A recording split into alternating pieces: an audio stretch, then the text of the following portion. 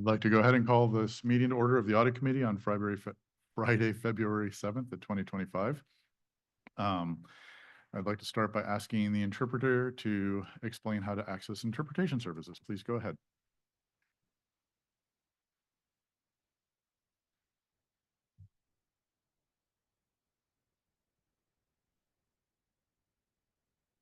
Do we have an interpreter? The interpreter, if you can hear us, can you go ahead and introduce yourself?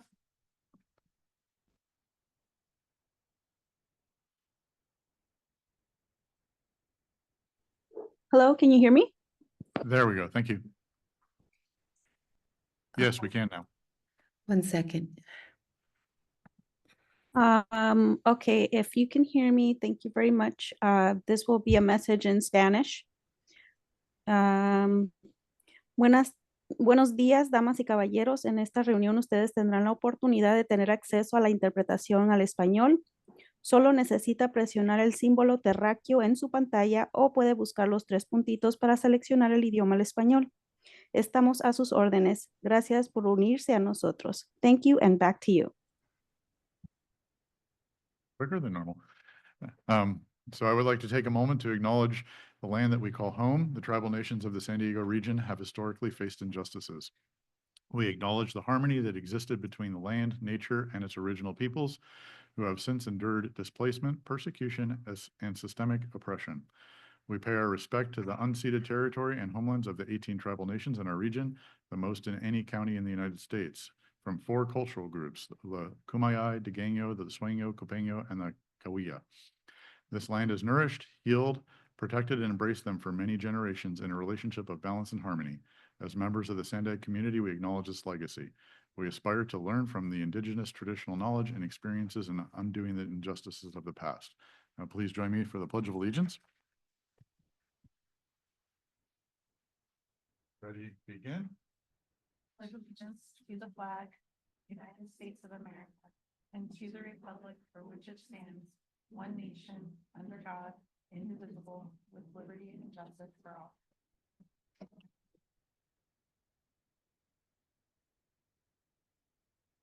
Francesca, can you confirm a quorum?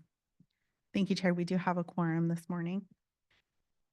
Great. So with that, we will move on to the agenda and start with item number 1. I will let folks know for the purposes of getting through the meeting. The proposed amount of speaking time will be 2 minutes for item number 1, 1 minute for item 2 and 3, 3 minutes for item 4, and 2 minutes for items 5 and 6. Francesca, can you please go ahead with calling non-member public comments? Thank you. We do have 3 non-agenda public comments this morning. We'll start with Blair Beekman and then go to Stella Calbert.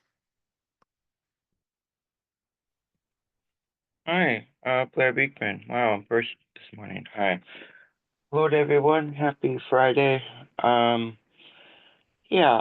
guess just my usual theme that I've been talking about here recently at SANDAG meetings. Thank you for the audit department, the work they do, the work we do as an audit department. I think it's really a hopeful thing for the future of SANDAG. About accountability and best practices, what we do well within the audit committee, just, if we do truthful reporting, it reflects back on how we practice our accountability and everyday work. So good luck in those continued efforts of what we can do in the audit department. I'm really hopeful, interested that with the recent wildfire events that have happened in LA and in San Diego, that we can be working towards responsible practices in how we're going to clean up the fire issues.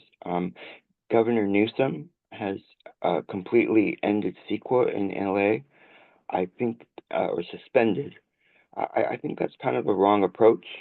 And I think we're trying to reestablish what good, responsible CEQA practices can be and not totally let it go. We're trying to do that in the city of San Diego with the ADU situation. San Diego's taking a real responsible, innovative approach, and that's interesting towards the future of CEQA issues. We need that responsibility and environmental stewardship. Good luck how we can do that and be working on good practices.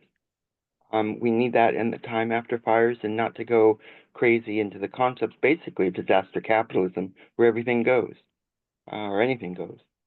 So good luck that we address things responsibly in post-fire issues. Thank you. Thank you. We actually only have 2 public comments. The next person will be the person with the phone number ending in 731. You can go ahead. Hey there, everybody. That's how you freak somebody out. You're next. It's too bad if you're not ready. Okay, at a past board of directors meeting, why did everyone find David Zito being cheesy funny?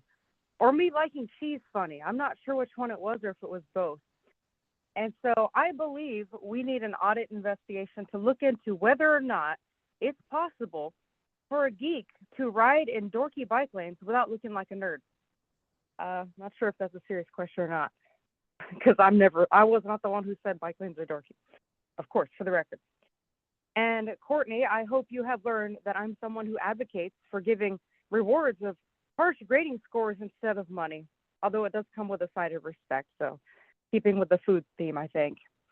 And I've been considering a serious issue the current audit team is going to soon face.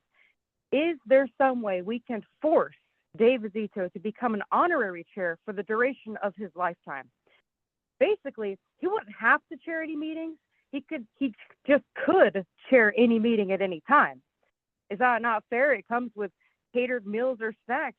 So, I mean, we could throw in some pizza. I don't think I can get Lisa to budge on donuts, but maybe for pizza, only for one person. I mean, that doesn't sound equitable, but I don't know. I think that fits how SANDAG usually operates.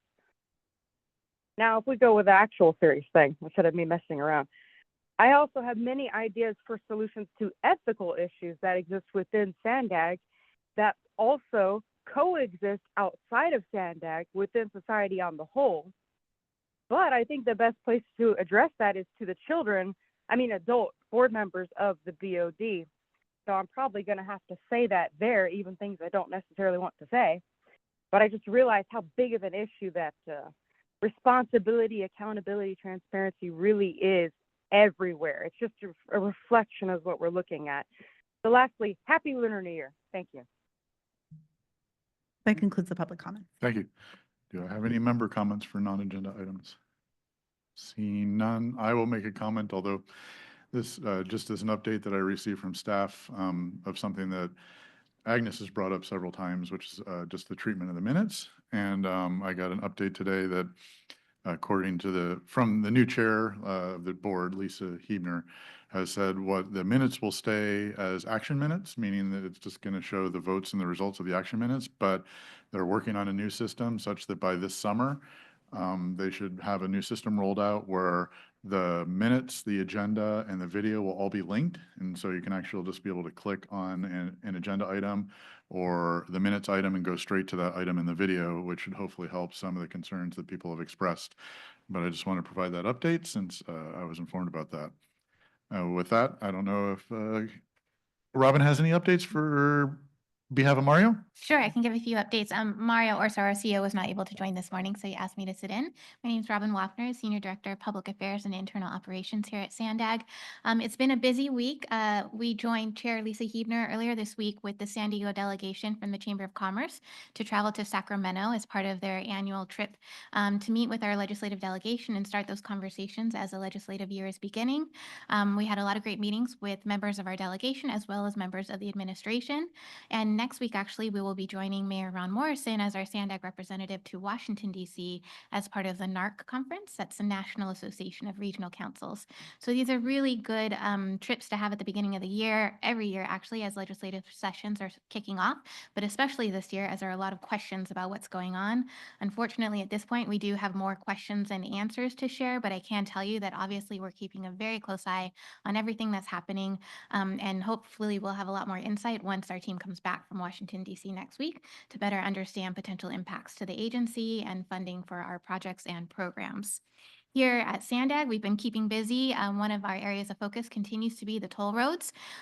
So we are moving forward on the transition, still set for our July go live date. Our focus this month and next month really is going to be on the migration of data and doing some initial system testing. So the teams are very busy working on those things. At the same time, we have become aware of some potential compatibility issues with the I-15 and our partner agency in Orange County. So we're looking into that to better understand what that is, what that means, and again, any potential impacts to the agency. Mario or others will be bringing updates to this group and all of our groups as soon as we know more about that.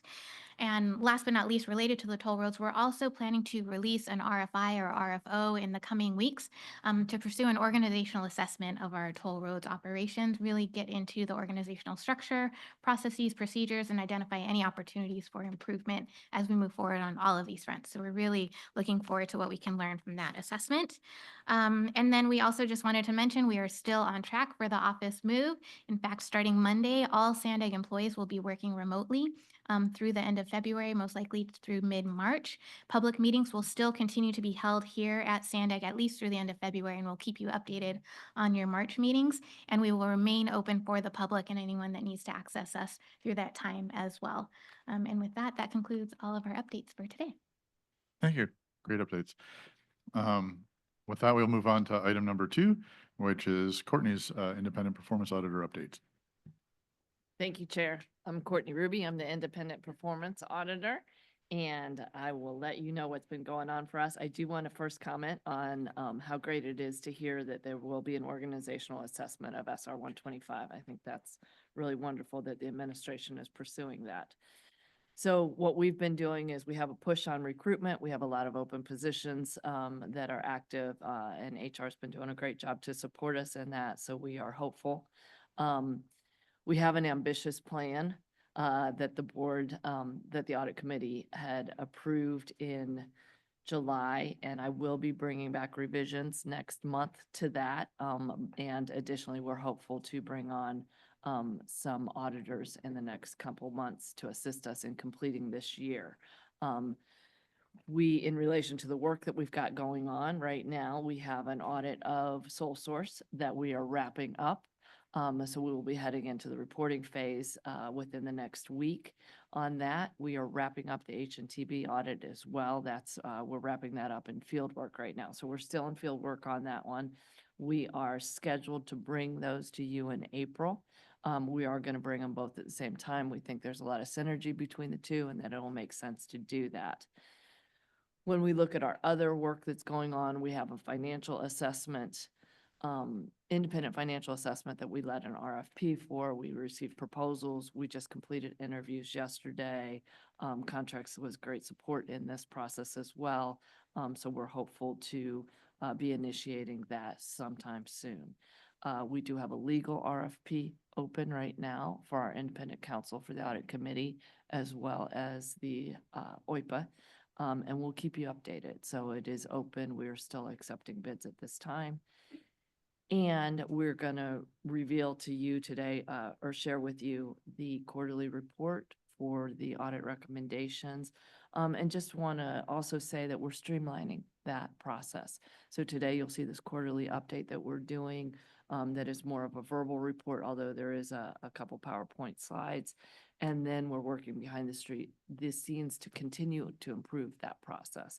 Part of that process, when I talk about improving, is we'll be working with Kelly and her team on streamlining all the recommendations for the contracting audit. So when I talk about that, there's a duplication where they may have been mentioned in different places. We're gonna work with Kelly and her team to really come back and say, these are the open recommendations. I think it will be a much easier process to follow and track. So we're looking forward to doing that. And that is in the works right now as far as on the OIPA side. And then we'll be scheduling meetings with Kelly. We're going to preview the beginning part of our dashboard today, which Emily Mullen from my team has been working tirelessly on. And we've had great support from data science on this as well.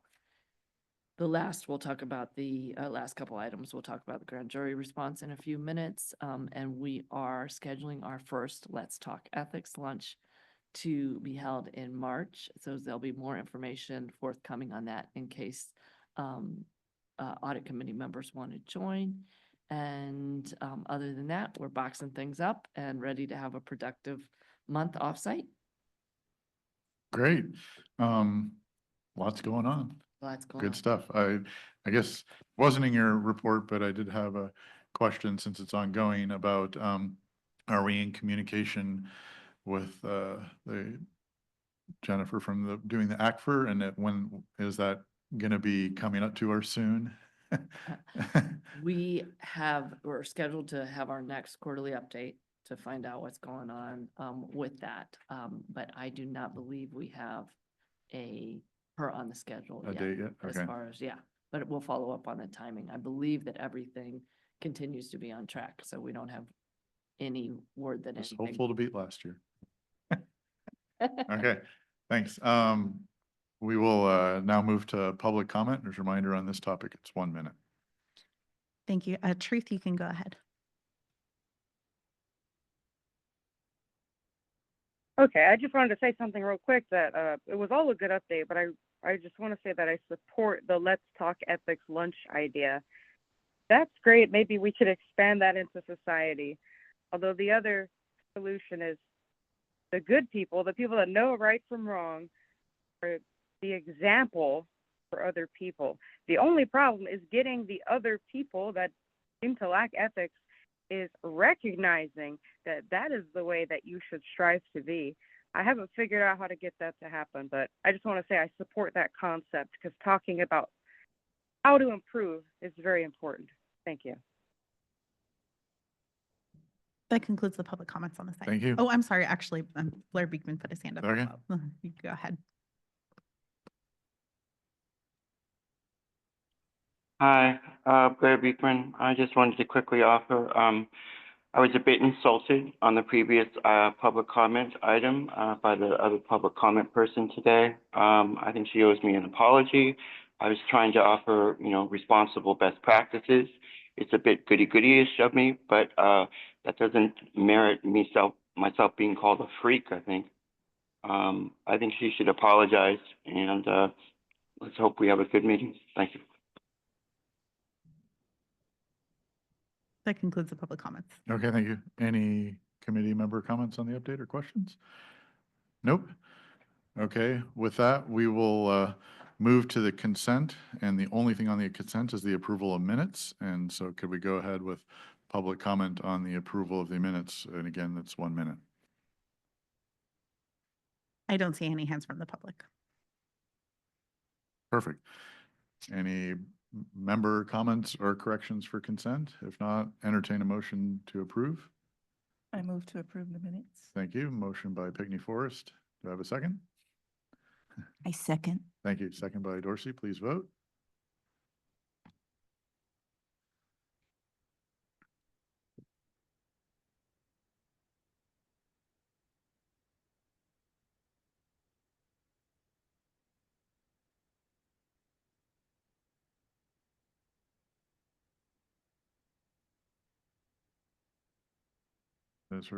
Is it on?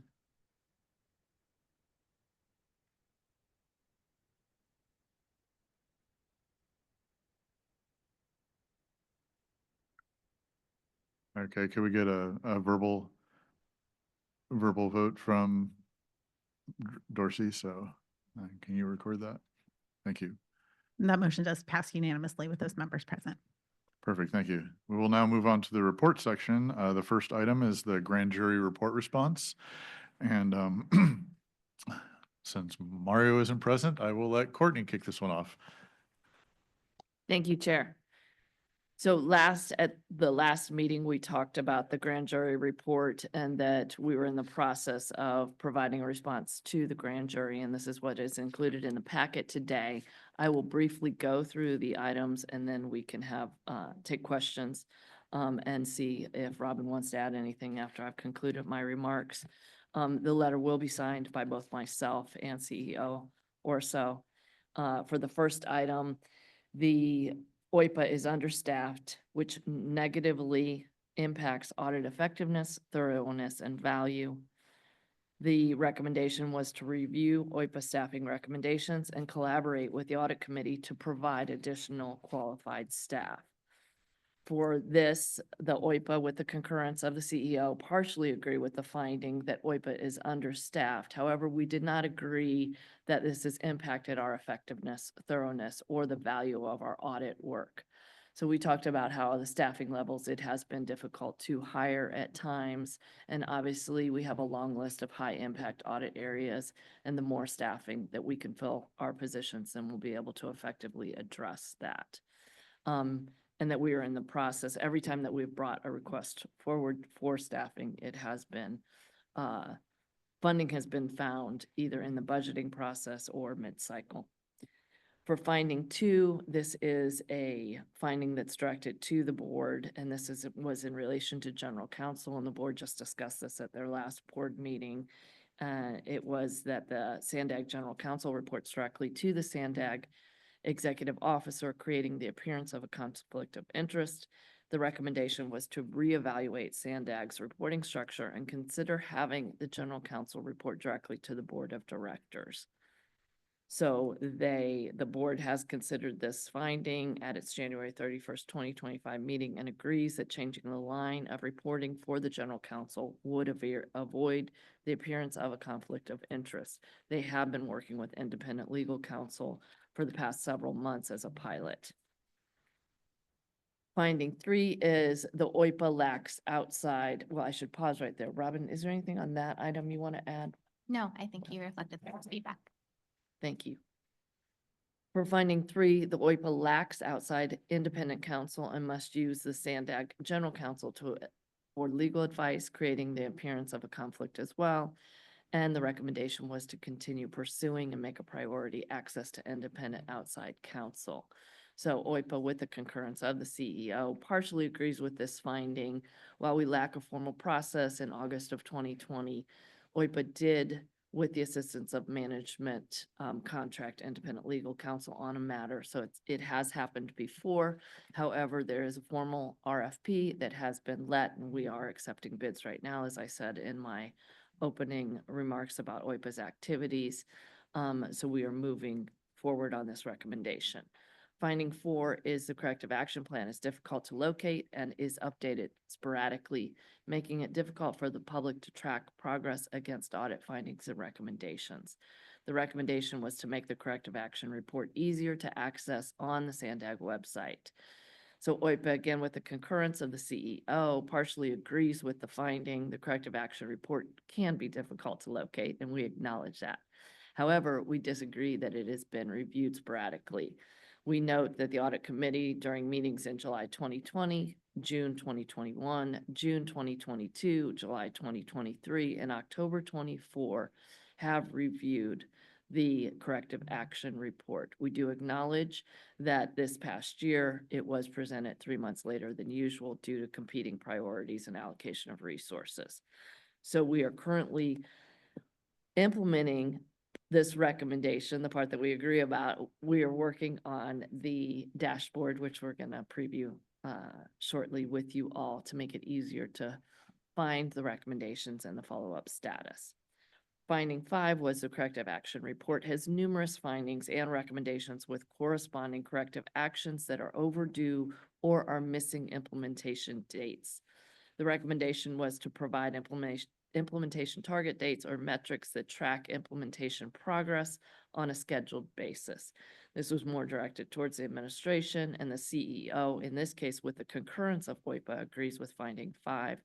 However, please note that several recommendations are being implemented by deploying an enterprise resource planning system. So that was an intentional process that management and OIPA agreed to, that not all dates would be filled out at the time given this, and not knowing when the implementation dates would occur. And we're working together to address that as we move forward. Also want to note that the agency has created an internal tracking system for corrective actions, and that SANDAG and OIPA have a set schedule for status updates. So we are working together to make sure that we stay on top of this together. Both teams are talking and are committed to make sure that we both stay on top of this. Finding 6, the corrective action report is not actively updated by SANDAG staff or reviewed by the audit committee. The recommendation 6 was to create a system that periodically reviews the corrective action plan, action report, recommendation, implementation status. Both the CEO and OIPA disagree with this. As stated in the previous one, we have presented the audit recommendation reports regularly to the audit committee, and there's a database of corrective actions that has continued to be maintained. I will say, in furthering this recommendation, we are working on the dashboard, so I think overall that will help us.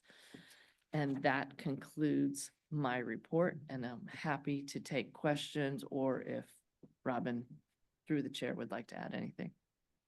Well, I can't remember if you started out by saying this, but this, because finding 2 was required a response from the board, this was taken to the board last week.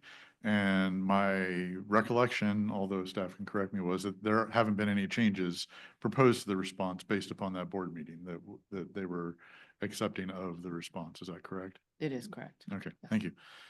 With that, why don't we go ahead and go to public speakers on this particular item? I have allocated 3 minutes per speaker for people who have comments. Sorry, I saw a hand go up, but then it went back down. So I don't think we have any public comments. Okay. Are there any questions or comments? Yeah. Apologies, Chair, the What- hand just went back up. I didn't wait long enough. Okay, let's take the comments. Blair Beekman, you can go ahead. Hi, thank you. Blair Beekman. I don't know why my hand went back down. Sorry. Thank you that you saw that. I just wanted to quickly offer good luck in how this auditing report can be of help in the work we're doing towards better accountability practices for the future of SANDAG. I think it can have a really important impact on how, to be working towards better accountability in SANDAG can have a significant purpose for all of San Diego County. That I think that we're dealing with accountability issues throughout the county. And it's an important time that we can be working on these sort of issues. I'm hopeful, actually, that good changes in the next few years can be taking place. And as I've always mentioned, the work I do with tech accountability can really help and lend. Its guidelines and good practices can help lend to the work you're doing here for this sort of item. So good luck, and always want to be involving the public in the process. And, I've been learning to more participate in the public process because of tech accountability and accountability ideas. And it's good ideals. I am sorry if I have a bit of a Norman Bates, Anthony Perkins disposition in this life at the Bates Motel. I attend these meetings to kind of help with my own personal well-being in life. And so for whatever problems I have, I do try to bring out the best part of myself within the public meeting process. Thank you for that. I'm sorry if I'm a little freakish in some ways, but I really have good intentions, and I think I want to work towards really good purposes for the process. And I hope that can be respected. So I was really hurt and insulted by the public commenters were previously. I hope she can work to apologize, and we can have conversations how to work out our differences and have honest conversations. Thank you. That concludes the public comments. Thank you. Okay, with that, we'll move on to any committee member comments or questions. Shanae. So I just want to sort of circle back on the recommendation regarding the conflict of interest with general counsel reporting to the CEO. And the revisitation of that to consider general counsel reporting to the board. So what I'm understanding is the agency and OIPA does agree that that recommendation should be considered. And then I heard that there was legal counsel, there's a pilot with legal counsel. If you could just maybe explain to us what that pilot is, an overall summary, and then just kind of touch on some of the logistical aspects of it in terms of what the deliverables are, kind of what the timeline of anticipation is for next steps, things of that sort. I think that would help me understand. I'm going to have Robin address it. I do want to make one clarification, though.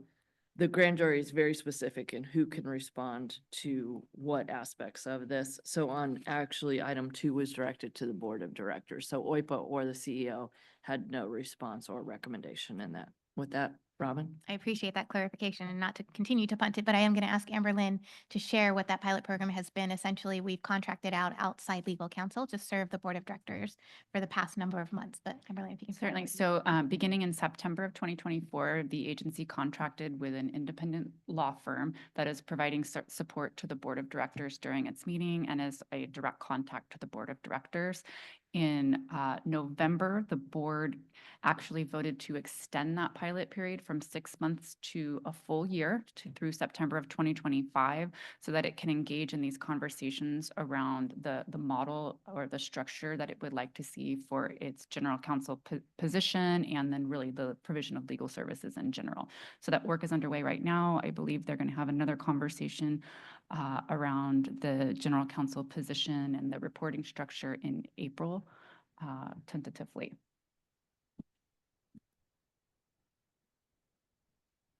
Any other comments? Yes, Rowena. Yeah, I just wanted to comment on the grand jury stating that the audit committee wasn't reviewing the recommendation and corrective action plan. And the review period was 2020 to 2024. So how could they have missed that it was being reviewed? Wasn't it documented somewhere, like the minutes? So they just didn't, okay, it just wasn't caught by them. Yeah, and, you know, not necessarily pointing fingers, but I will note this is, I've heard comments, this is not the best grand jury report that they've seen, and it may just be a communication or clarity issue. I think it's very clear what they were asking for. In addition to that was just more regular updates, and I think we've addressed that in our response. But in their statement of asking for more regular updates, they sort of implied that we weren't getting any regular updates whatsoever. I just think their viewpoint was probably that once a year wasn't enough. And most likely by the time they wrote this report, we hadn't had the October meeting. And so it was probably looking like we missed it last year. So that's kind of where I expect that came from as well. But yes, that's why we chose to respond the way we did. And Courtney. Chair, can I add on that? Sure. Just for the public knowledge, with a grand jury report, there is no, like typically when OIPA issues an audit, we have a time period where we meet with management, we clarify things. A grand jury report is done differently. It is, the grand jury is convened, they do interviews. If you're called for an interview, you are not allowed to tell anybody. So it is a very confidential process. The first time that we see the report is actually when it is published, which may lead to some of the things that we could have clarified not being clarified. Thank you. Great. And so, yeah, thanks to Courtney for working with me on the response, and management for collaborating with it. And I think it's a solid response that we have. With that, we'll go on to move to item number 5, which is the audit recommendation and corrective action plan quarterly status update. And Courtney. Thank you, Chair. So this is a night, we didn't even know that this would all tie in so nicely. But today we are presenting to you our verbal update on audit recommendations and the corrective action plan quarterly status update. So my team worked with the administration. We provided them a request for information to update us on the September 2024 recommendations. I can't help but look at Kelly because Kelly is involved in every follow-up recommendation, her and her team. And so the management responded to us in a timely manner. My team then did a verification. Emily was one of the team members that did this process. So I'm going to have her just jump in and go over the chart.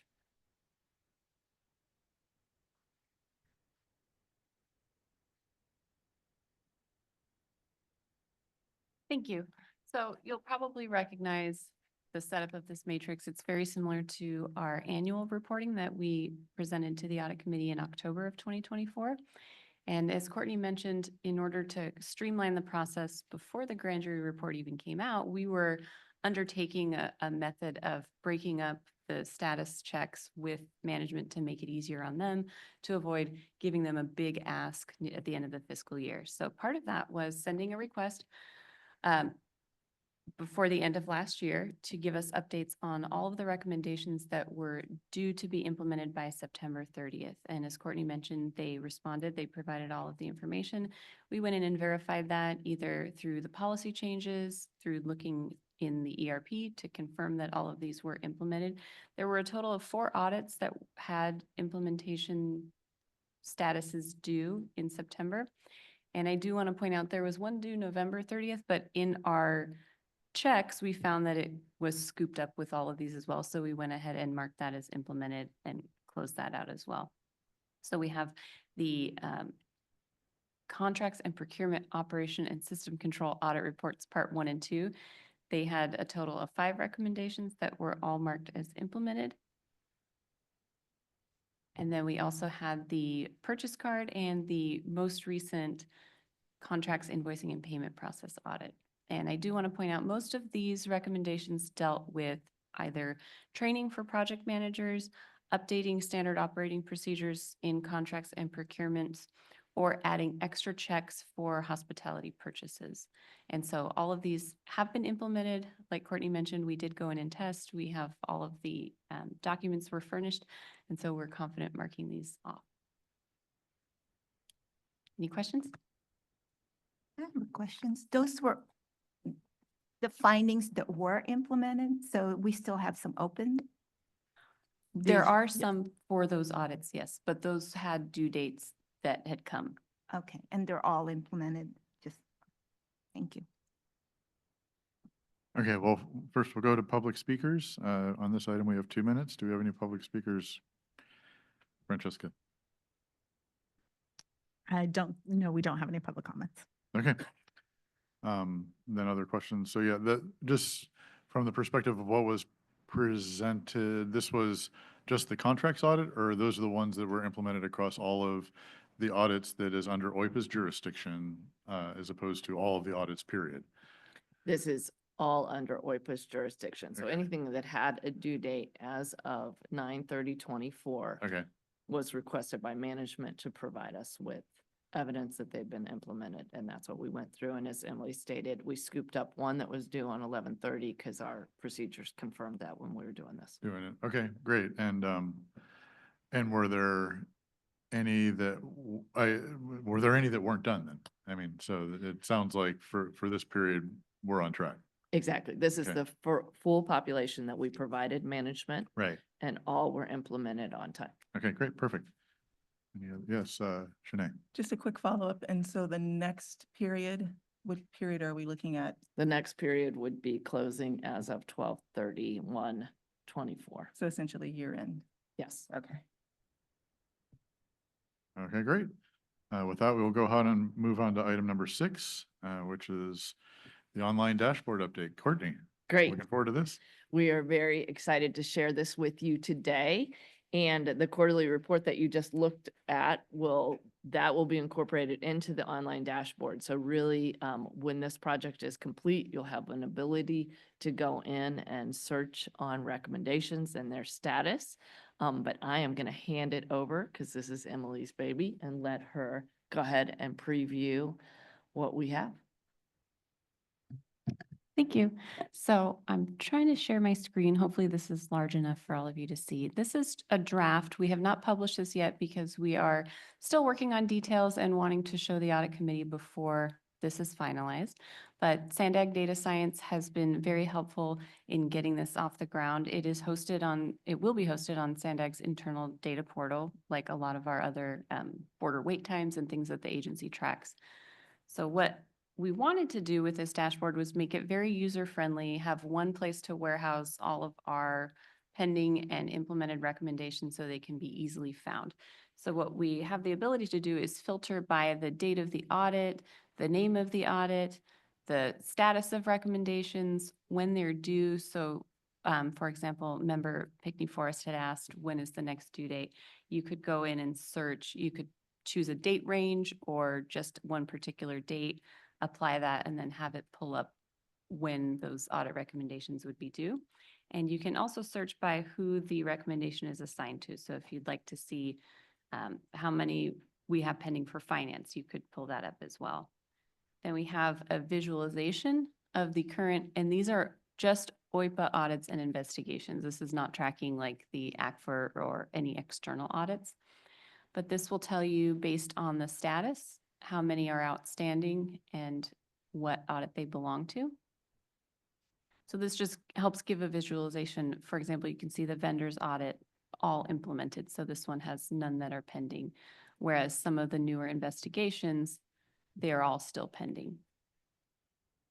And then down here, we just have a visualization of the total amount of audit recommendations for all of the OIPA audits and investigations. And so to give you kind of a holistic view of what is going on. What we do want to add is a matrix similar to the one you just saw for our quarterly update, where you can easily access what the recommendations are themselves in full, so you can know what is waiting to be implemented. We also have a way to download the data, so if any member of the public or the board would like to print it out and get it in kind of an Excel form, they can download that. And then a glossary that will explain what these implementation statuses mean. And so before this goes live, we will present with all of the other updates that are pending. Can you go to the definitions, Emily? Yes. So if someone has a question, what does, for example, what does closed mean? They can look it up here. And I just want to note, so this is a part of our streamlining process. So even what we presented to you for the year-end report, we have now streamlined it at another level. So these are the 4 categories that everything will be placed in. It'll make it a lot easier to understand and move through the data. So if it's closed, it's no longer relevant, the implementation's not feasible, and or management does not agree with and does not plan to implement the recommendation. So we have buckets where those will be the closed recommendations. Implemented, that we have verified. If we put the stamp of implementation on an audit recommendation, that means that the team has gone in and verified it. Nothing will have an implemented status unless we've done that work. Partially implemented means we've gone in, we've looked, but we don't think it's exactly done. And then pending, the implementation has not begun or still in process. Before, again, in our last report, we said not started. You know, we want to get away from that and just really be simple. I do want to acknowledge when we bring the reports forward in relation to something that management does not agree with or does not plan to implement, that's something that we would anticipate that audit committee has had a conversation on, that these will not just be occur in a vacuum, that should be information that's shared with the public, why management feels that way or does not plan to implement the recommendation. So again, just bringing that more transparency. I guess the question on that is, what happens if you have something that's partially implemented and closed? Meaning that management agreed with some of it and was implemented successfully, but decided to not do the rest. Are we going to be able to represent that somehow? We will. Okay. We'll look at that scenario and make thanks. sure. Yeah, because these can change. Why don't we go to public speakers, even though I interjected there, and you're done? Okay, and so go ahead and take some public speakers. Again, this item is 2 minutes. Francesca, do we have anybody wishing to speak on this? We don't have any public comments on this item. Okay. Any other committee member comments? Yeah, Shanae. So first off, Emily, kudos. I have done my share of recommendation follow-up and the tracking of it. This is certainly something that's beneficial, so publicly kudos for creating this. My only question in regards to the information that's available, and it's probably available in the downloaded spreadsheet or in some format, but is there a way to quickly identify which recommendations are overdue by due date and sort of pull out a report based on that? Because I think that for this committee here would be something that would be beneficial in terms of us tracking progress. We can do that. Certainly, let's look if we can put a finer point on that. So like you said, so that it's easy to see that things that are overdue. And we have talked about can you bring up the quarterly?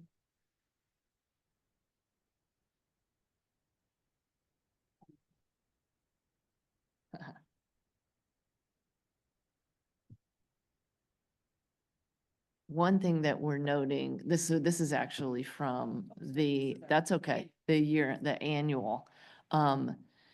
But as part of the streamline, see where it has implementation date and revised implementation date, we will no longer have that. We'll have one date. So if the planned implementation date is 12/31/25 and the management does not meet that date and provides a revised date, that would be, we would cross through it and the revised date would be provided. So visually you can see it.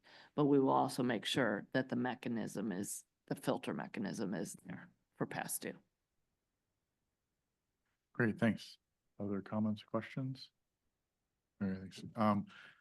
This is related, but maybe not directly applicable. I just wanted to remind the group that when we did the annual review, one of the things that I had asked for, which doesn't necessarily need to be part of the dashboard, but we should have the ability to do, is when we do the annual reviews, understand if anything has been accomplished on an open item for the past 12 months. So meaning that, we have all these items that are outstanding, that some of them that have been there a long time, has anything been accomplished and what has actually gotten done over the last 12-month period. And so I don't know if that can get incorporated in the dashboard, but, to go along with that, I do think it would be useful potentially to start considering a policy or best practice of, if anything hasn't been worked on for X amount of time, 4 years, that maybe the board needs to have a discussion on it. Because I know there's complaint that some of the ITALC recommendations from their audits, they're 6 years old and nothing's been done. So it doesn't make sense to do paperwork just for paperwork's sake. If we're never going to implement these things, we should decide that and move forward. But just a couple of comments related to that. Thank you, Thanks. Chair. Yeah. Emily, can you bring the annual report back up? I want to comment on one thing that you said, just noting that in the dashboard, when we get the recommendations up there, and while Emily's doing that, I will talk about the stale recommendations, which I think is a great idea. And I would like to actually move a policy on that so that we define the timeline Right. and we bring that back. So we'll Okay. bring forward ideas That'd be great. on that.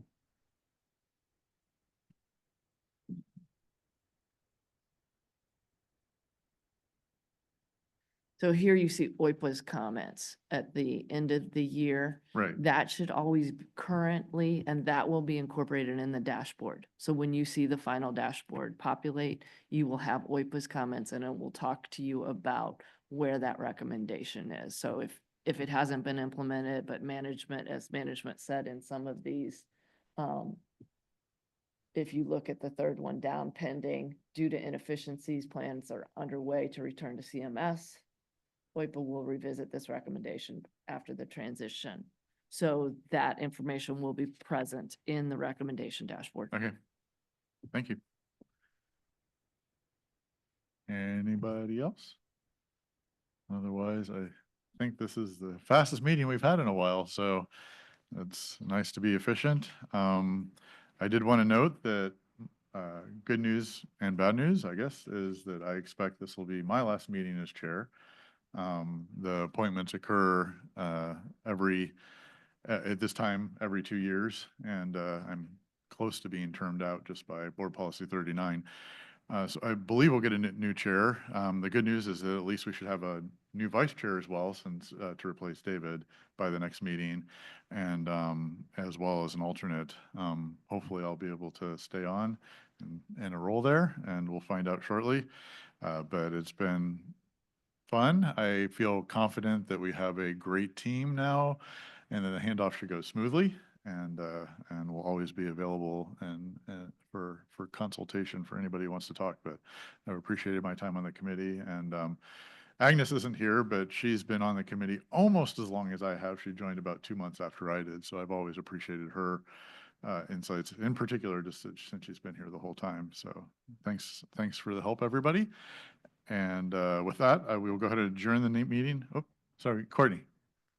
Thank you, Chair. I just want to take a minute to acknowledge your chairmanship and coming into a new role, and the first time reporting to Audit Committee, because prior to this, I reported to the public. Thank you for being a steady hand. We had a lot we set out on to accomplish a lot, and we had a lot of things coming at us immediately. So I just want to say that I valued your chairmanship this time, and I hopefully look forward to continue to work with you. Perfect. And can I just echo that as well? We appreciate your chairmanship here at this committee, but also your your leadership in presenting the audit committee's perspectives and discussions at the board level as well. I think has really helped to inform very productive conversations at the board of directors meetings. I want to say thank you for that. Well, thank you too. And so with that, we are adjourned. The next audit committee meeting is scheduled for Friday, March 7th at 9 a.m. and hopefully see you there.